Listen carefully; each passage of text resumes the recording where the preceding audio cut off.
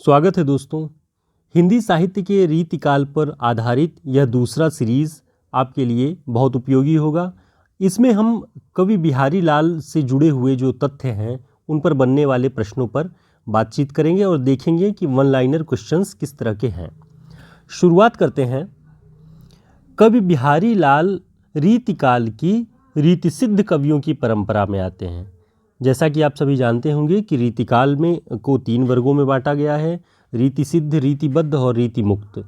तो जो रीतिसिद्ध कवियों की परंपरा है उसमें बिहारी लाल आते हैं। बिहारी लाल का जन्म सन 1895 ईस्वी में हुआ। आपको जिन कवियों पर हम बातचीत करें, जिनकी रचनाओं की यहाँ पर हम उल्लेख करें, उनके जन्म सन के बारे में भी आपको पता होना चाहिए। तो बिहारी लाल का जन्म 1595 ईस्वी में हुआ। इनकी एकमात्र रचना बिहारी सतसई है। बहुत प्रसिद्ध है बिहारी के दोहे, और बिहारी सतसई नाम से उनकी एकमात्र रचना है जो दोहा छंद में लिखा गया। तो प्रश्न बनते हैं कि बिहारी सतसई किस छंद में लिखा गया? दोहा छंद में।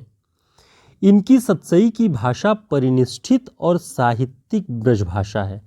कोई चलताऊ या ग्रामीण जो ठेठ ब्रजभाषा, उसका रूप इसमें नहीं दिखाई देगा। परिनिष्ठित और साहित्यिक ब्रजभाषा का रूप है। आचार्य रामचंद्र शुक्ल ने बिहारी लाल को रसवादी माना है।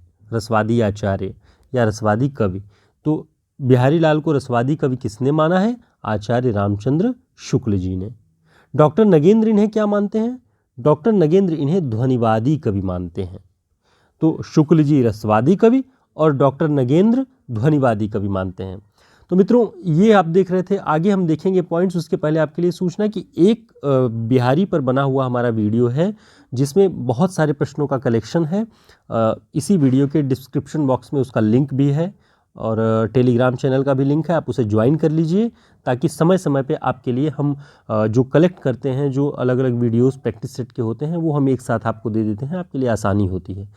तो आगे देखते हैं। श्री राधाचरण गोस्वामी ने बिहारी लाल को पीयूषवर्षी मेघ की उपमा दी है। तो बिहारी लाल को पीयूषवर्षी मेघ की उपमा किसने दी? श्री राधाचरण गोस्वामी ने।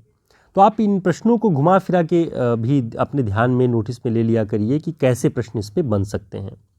बिहारी के संदर्भ में आचार्य रामचंद्र शुक्ल जी ने कुछ महत्वपूर्ण कथन कहे हुए हैं जो कि उनके हिंदी साहित्य के इतिहास में आया है। उसे हम देख लेते हैं और ये पूछे भी जाते हैं। यदि प्रबंध काव्य एक विस्तृत वनस्थली है तो मुक्तक एक चुना हुआ गुलदस्ता है। यह पंक्ति किसकी है? आचार्य रामचंद्र शुक्ल की। किसके संबंध में? कवि बिहारी के संबंध में। अगली उनकी प्रसिद्ध पंक्ति है, जिस कवि में कल्पना की समाहार शक्ति के साथ साथ भाषा की समाहार शक्ति जितनी अधिक होगी उतनी ही वह मुक्तक की रचना में सफल होगा। यह क्षमता बिहारी में पूर्ण रूप से विद्यमान है। यानी कल्पना की समाहार शक्ति के साथ भाषा की समाहार शक्ति भी बिहारी में पूर्ण रूप से विद्यमान है, ऐसा आचार्य रामचंद्र शुक्ल जी कहते हैं बिहारी के बारे में। आगे देखते हैं कि शुक्ल जी ने एक और महत्वपूर्ण कथन कहा हुआ है बिहारी के बारे में कि भावों का बहुत उत्कृष्ट और उदात्त स्वरूप बिहारी में नहीं मिलता।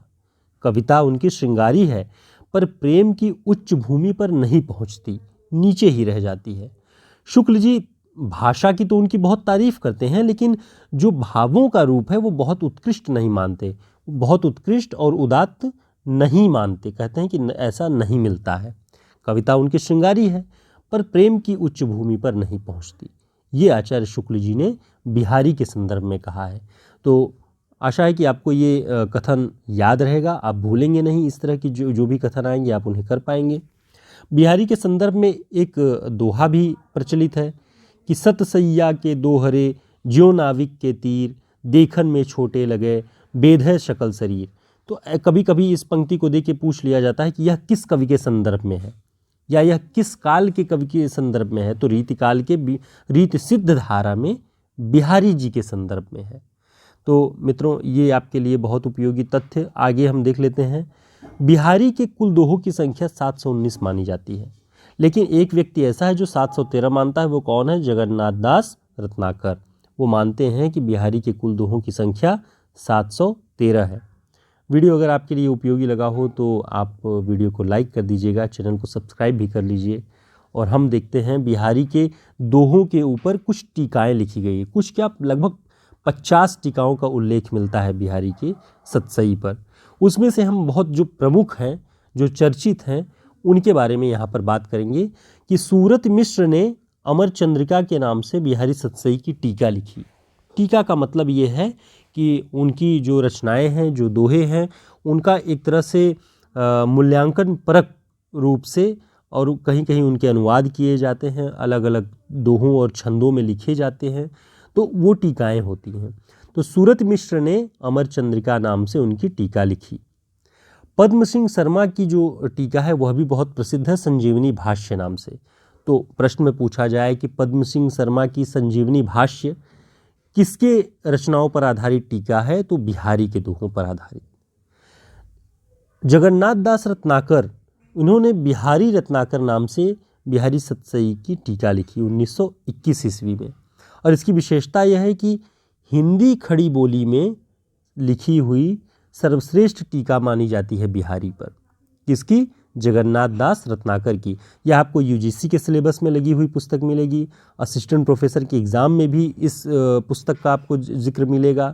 तो इसे आप याद रखिएगा कि बिहारी रत्नाकर नाम से जगन्नाथ दास रत्नाकर ने लिखा। तो रत्नाकर से ही आपको समझ में आ जाएगा कि ये जगन्नाथ दास रत्नाकर जी ने लिखी हुई है। और विशेषता भी याद रखिए कि खड़ी बोली में सर्वश्रेष्ठ टीका मानी जाती है बिहारी के ऊपर। लल्लू लाल जी ने लाल चंद्रिका नाम से बिहारी सतसई की टीका लिखी। तो यह प्रश्न बन सकता है कि लाल चंद्रिका किस प्रकार की रचना है, तो लाल चंद्रिका टीका है बिहारी सतसई पर लिखी हुई, जो बिहारी की है। ठीक, आगे देखते हैं अंबिका दत्त व्यास। इन्होंने बिहारी सतसई की टीका बिहारी बिहार नाम से लिखा। बिहारी बिहार, अंबिका दत्त व्यास, बिहारी की सतसई पर आधारित। इसकी विशेषता है दोहे के भावों का रोला में रचना। हमने ऊपर देखा कि जो बिहारी ने जो अपनी सतसई लिखी वो दोहे वाले छंद में लिखा हुआ है, और अंबिका दत्त व्यास ने बिहारी बिहार नाम की जब टीका लिखी तो उसे रोला छंद में लिख दिया। ये इसकी विशेषता है कि रोला छंद में बिहारी सतसई की टीका किसने लिखी? अंबिका दत्त व्यास ने, और उस टीका का नाम बिहारी बिहार।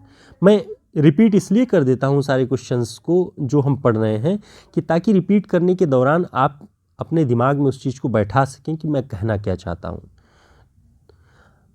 आगे हम इनकी रचनाओं के ऊपर बात कर रहे थे। बिहारी के ऊपर जो कहे गए कथन हैं आचार्य रामचंद्र शुक्ल की, हम उस पर बात कर रहे थे। अलग अलग आचार्यों ने इन्हें क्या माना है, कौन सी उपमाएँ दी हैं, उसकी बात कर रहे थे। और ये रीतिकाल की किस परंपरा में आते हैं उसकी बात कर रहे थे, जो कि आपके परीक्षाओं के लिए बहुत उपयोगी है। और रीतिकाल से जुड़े हुए दूसरे वीडियो में आप रीतिकाल बिहारी के बारे में सुन रहे थे। फिर हम आदिकाल, भक्तिकाल और आधुनिक काल पर एक नया वीडियो लेकर के फिर से मौजूद होंगे। तब तक के लिए बहुत नमस्कार, बहुत बधाई, शुभकामनाएं आप लोग।